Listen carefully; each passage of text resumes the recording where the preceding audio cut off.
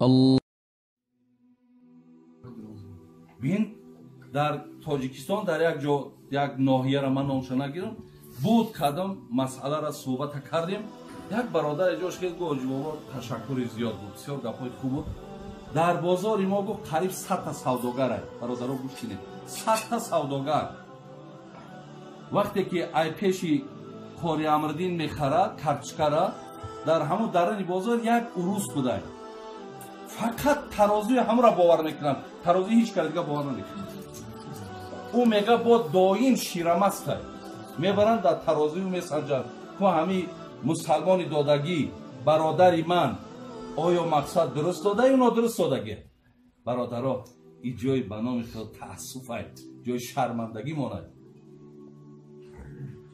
یک برادر را میگم برادر مرا دست ما بگی 3 ماه پس پول کم میتونم، سالا دیگه به یاد نمیتونم.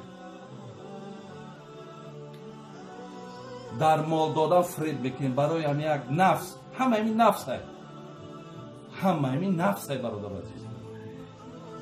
یک دیگر را تحقیر میکنیم، یک دیگر را پدستوید میکنیم، یک دیگر را در تمام مثال چی کارهای را در این شهرهایی که من گشتم برادرها، اگه شما برادرای من اینجا در ایراد نگرفتیستم، من فقط از برای خدا گفتیستم که هر کسی یک مبادا یگان خصلتی از همین داخلی سخنها دا باشد اصلاح کنه که این خیر نداره برادرها. یا دیگر را فریب کردن، یا دیگر را انمتری معاملات مثال باور نکردن دیگه برای چی نمیتنازی؟ نه یک روز دیگه که دانو خیلی گپ زد آخی نمیتنم قرض حسنه دیگه نمیتنم داره میگه نداره. برای شرطه ما و شما را خوردن.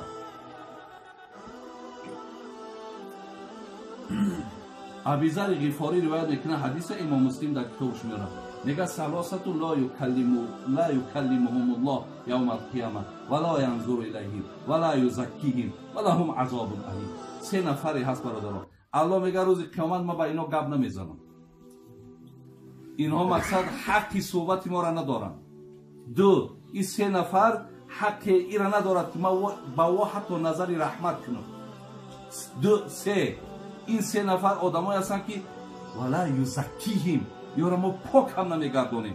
4 ولهم عذاب الیم، اینها انتظار باشند که عذاب دردناک میچشند.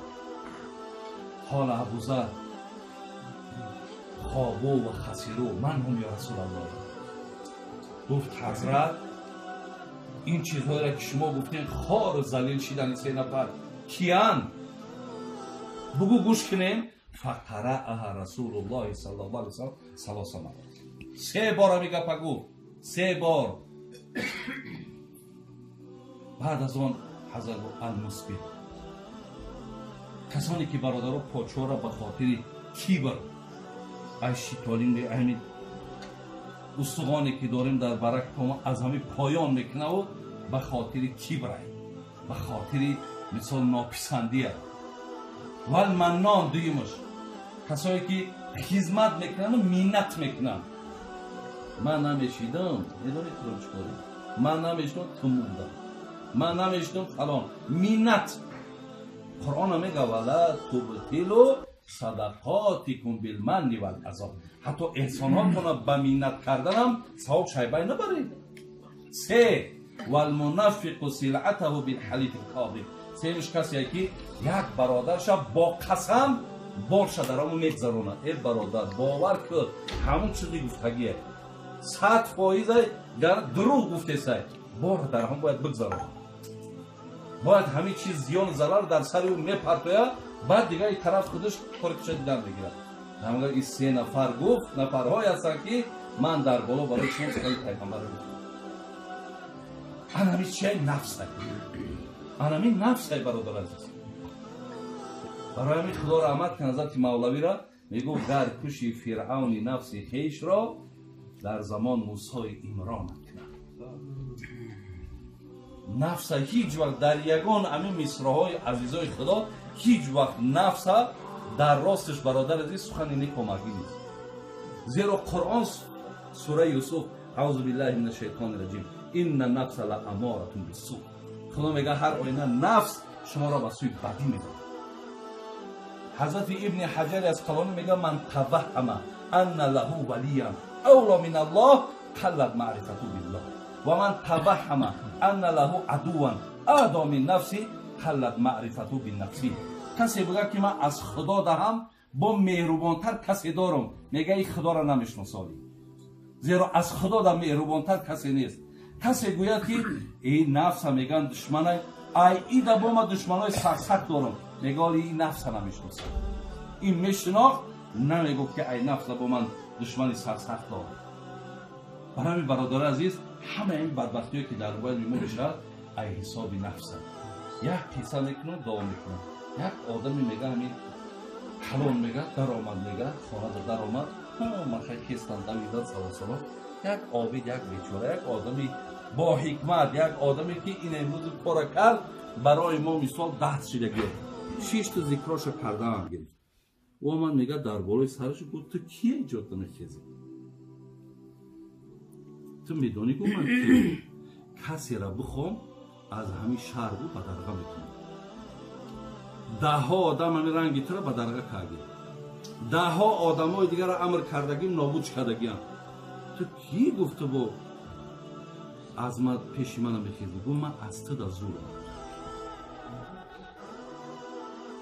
گفت تو چی زوری داری؟ گفت همون نفسی که تو را به همین احوال آورده من همون نفس کشتگیم. تو زوری یا من؟ همین نفسی که تو را گفت در همین حالت غرور آورده، در حالت خیلی چوب بلند هوایی آورده، همون نفس من کشتگیم. آیا تو زوری یا من؟ از این لحاظ برادرای عزیز و گرامی همه این چیزهایی که دارید نگاه کنین، همین ترک فرمانهای خدا، بی پروایی ها، بی اهمیتی ها، فریب کردن، حق یا دیگر را خوردن یا دیگر را فروختن، چیزی باشد همش آمده در نفس حل میشه.